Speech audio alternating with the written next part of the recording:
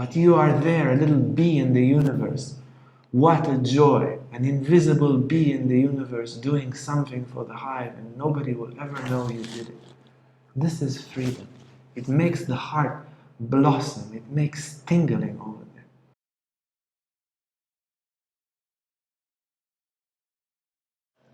We'll speak today about this very deep misunderstanding that people have between selfish action and free action.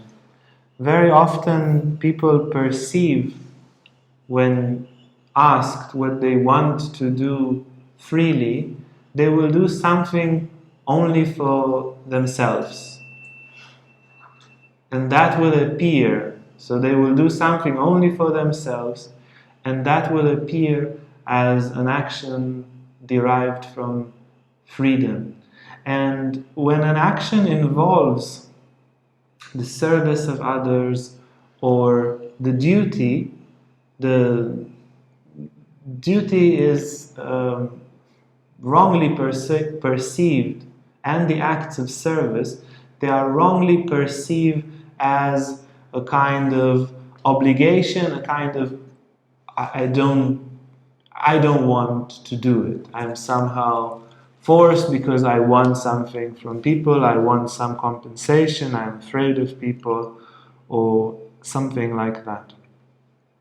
And because of this very deep misunderstanding, we have generally very common a certain inertia, a certain resistance to beneficial actions. It is just extremely common.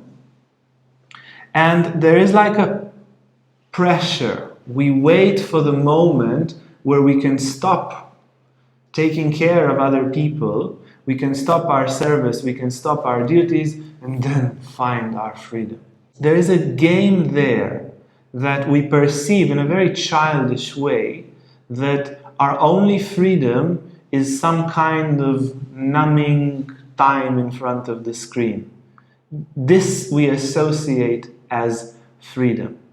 And because we have this very stupid and limited understanding that sitting like a vegetable in front of the screen, or I don't know what, each one with their very limited selfish action over there, and we associate that as freedom, then everything that is not that becomes bondage, becomes not freedom, and therefore becomes stressful. And we lose the joy of action because we associate freedom with what is not freedom. It's a very, very deep misunderstanding.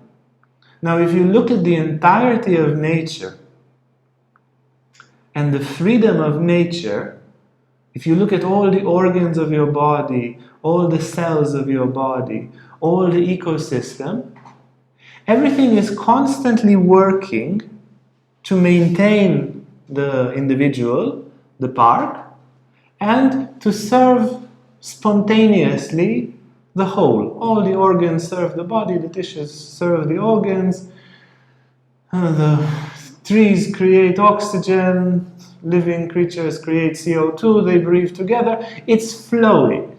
It's just naturally things are meant to fit. Somehow, this natural flow of life stops with the ego. This natural flow in which parents take care of their cubs in the animal world, in which organs like the heart, they never take a break. They maintain themselves as they go. The heart replaces itself and fixes itself as it goes. It doesn't say 1 hour, I stop. So this constant flow, which is joyous, which is freedom, which is constant service with a little bit of self-maintenance in the process, it stops with this limited, stupid concept of I, wrong I, limited I, and my little freedom. So we tend to see freedom only as maintaining me. My freedom is only to take care of me. This is a very unexamined idea. And it is very unnatural. And because of that one limiting idea, we take the fun, we take the joy, we take the spontaneity out of the action of service and the action of duty. Yeah, duty, dharma. It's the same word in the East. Dharma is your place in the world. You need to be in your place in the world. And if you realize the illusion of this so-called my free time, when nobody, I can just do what I want, in the absence of the misconcept of freedom, the duties become freedom. Now, how do you know it's illusionary? You can check how you feel after 2 hours of freedom in front of the screen, or 5 hours of freedom if you're really free. 5 hours of freedom in front of the screen, mega freedom, and pizza and screen, and pizza and screen, and ice cream and screen, and ice cream and pizza and screen. And yeah, after 5 hours of freedom, how do you feel? Meditate 5 minutes courageously, check before and after, like in a laboratory. Well, if this is my freedom, now I feel tired, exhausted, washed with ideas which are not mine, thinking like the screen, drained. This is freedom. Nobody does that in nature. It's an invention. And it is tempting to follow that. And because of that, life and service becomes stressful. And then because of the stress, we need to compensate. And how do we compensate with that wrong concept of freedom? And when we take that away, and you understand that washing dishes for people that you love, that's freedom. You know, if God forbid you were crippled in bed for a year, how happy would you be that you are able to wash dishes for people that you love, to clean toilets for people that you love? How freedom would you feel if you were handicapped and for a year you couldn't do even computer work, you couldn't do nothing for no one? What a freedom it would be in the first month that you can walk, that you can do stuff for others. What contentment will that bring? Well, that contentment is already here, in the very basic little actions of life. How wonderful it is that you can take care of someone you love, or even of someone you don't really love very much, but you like a bit. Fine. How wonderful that you have this power to serve. And if we look at it attentively, this action, which has a degree of selflessness, is free, is natural, and is empowered by the entire universe. How does the heart beat so well and precise to keep us alive? If there was one little mistake there of rhythm, too big, you're dead. One muscle, one aspect, one chamber not working, dead.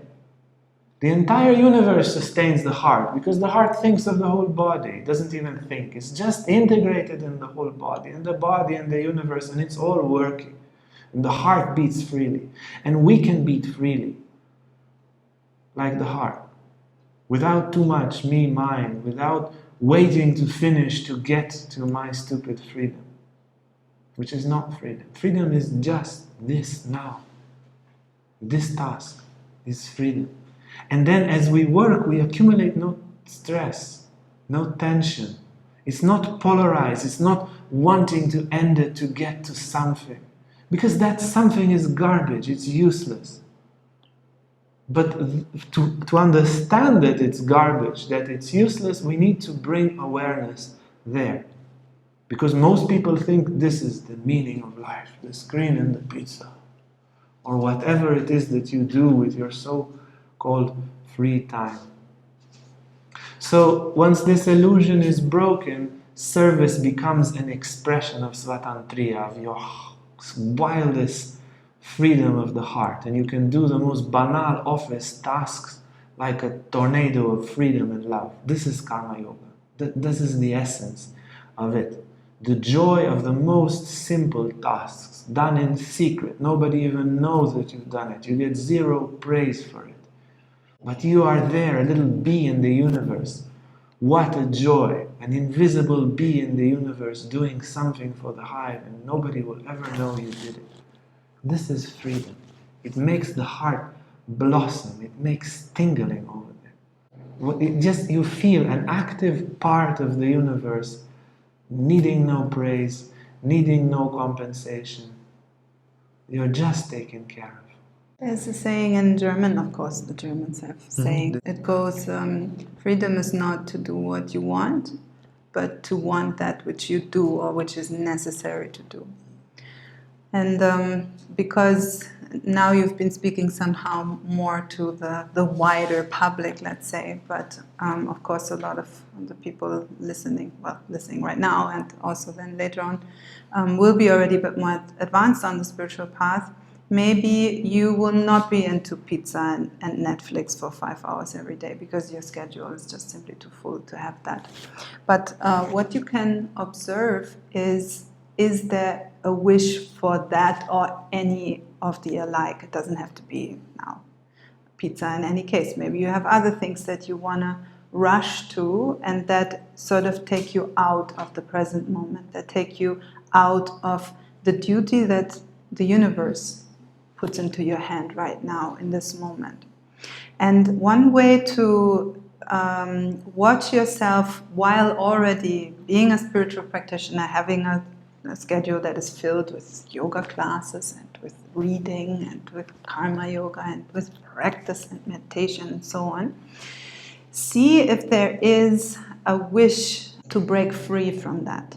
Because that in itself shows that you haven't fully understood that you are free while you are doing that which is to be done in that moment. Right?